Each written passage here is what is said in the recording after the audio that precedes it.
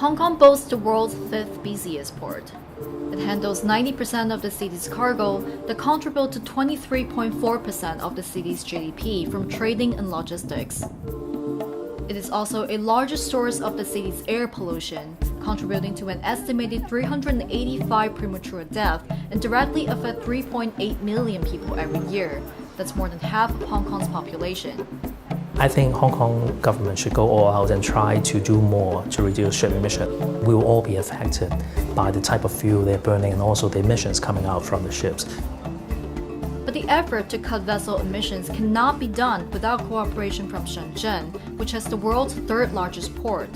The ECA is so important, and we need to dovetail the ECA with the mainland policy because we cannot do that by ourselves. In this month's Hong Kong Enquirer, we take a look at the health impacts of pollution from ocean-going vessels that ply Hong Kong's waters and ask what is being done to improve the situation.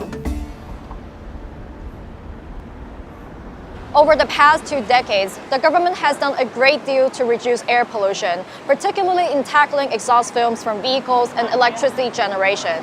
The PM 2.5 emissions from road transport dropped by roughly 80% from 1997 to 2013, thanks to tighter regulations on fuel, while the level of PM 2.5 from electricity generation has gone down by about 60% thanks to reduced reliance on coal.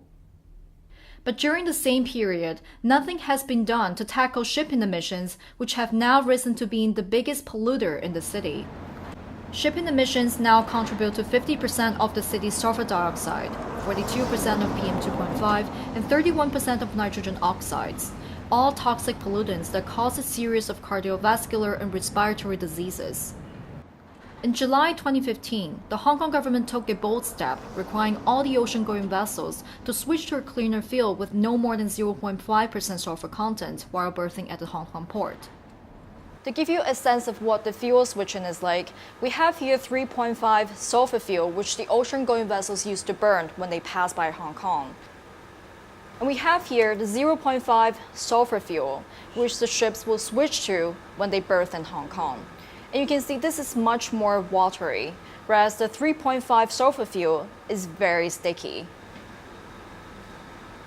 And it smells really bad.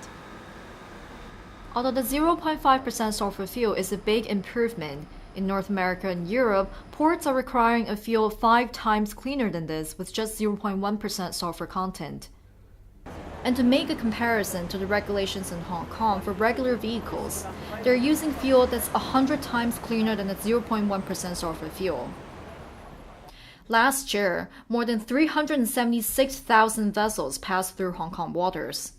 This map from a 2007 study shows the sulfur dioxide levels along major shipping channels and provides a glimpse of the air quality impact from unregulated vessel emissions. Since the new regulations came into effect last July, the average concentration level of sulfur dioxide at Hong Kong's cargo port and its surrounding neighborhood, the most polluted place from shipping emissions, has decreased by 50% compared with the same period in the previous year.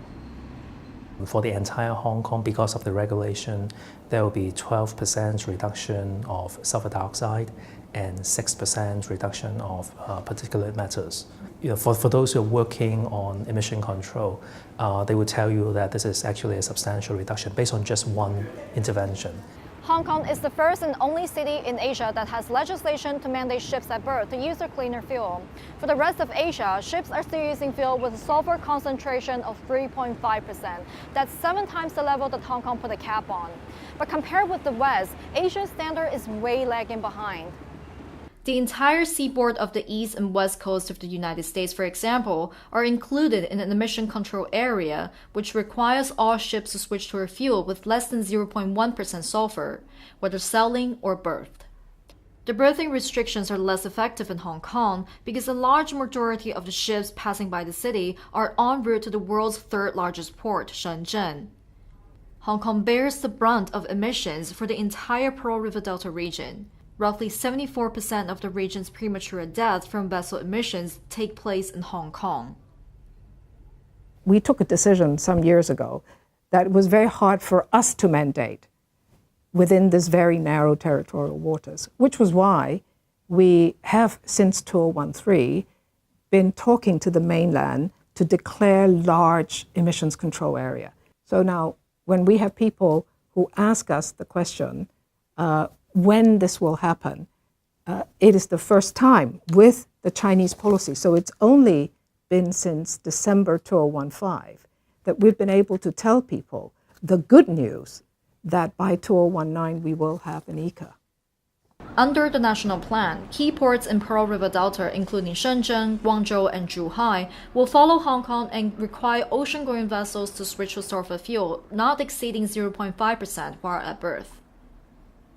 From January 2018, such policy will be extended to all ports in the region. By January 2019, all marine vessels sailing in the PRD ECA are required to sulfur fuel lower than 0.5%.